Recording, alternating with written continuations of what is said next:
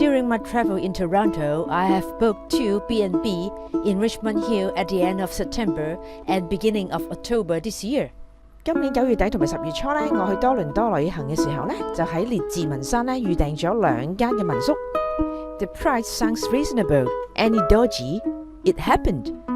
價錢聽起嚟呢就好吸引啦，會唔會中伏嘅呢？我真係中咗喎。I checked in quite late at 11 something at night.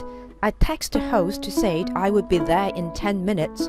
I want to make sure she is acknowledged as she needs to open the door for me, but she was asleep and did not open the door. 我入住嗰日呢，其實已經好夜㗎啦，係夜晚11點幾啦。咁我就先 send 咗個口信話俾佢聽啦，我10分鐘後會到嘅，同埋呢我要 make sure 呢佢係知道咗嘅。因為我要佢開門俾我嘛，但係最終呢佢就瞓着咗，就冇開到門嘅。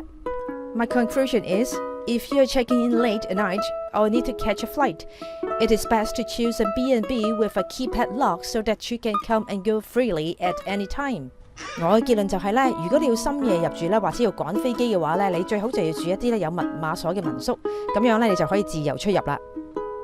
An issue you may not be aware, since wooden floors are commonly used in Toronto's bungalows and condos, squeaky sound is a common issue, making it a bit annoying to sleep at night.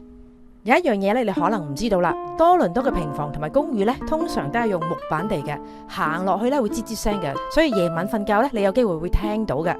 Due to centralized aircon is quite common in Toronto, check with the host if they can provide a fan for you. 多倫多呢通常呢都用中央冷氣嘅，所以問下房東呢可唔可以俾把風扇你。Click the full version to see more. 點呢個掣就可以睇晒完整版本㗎啦。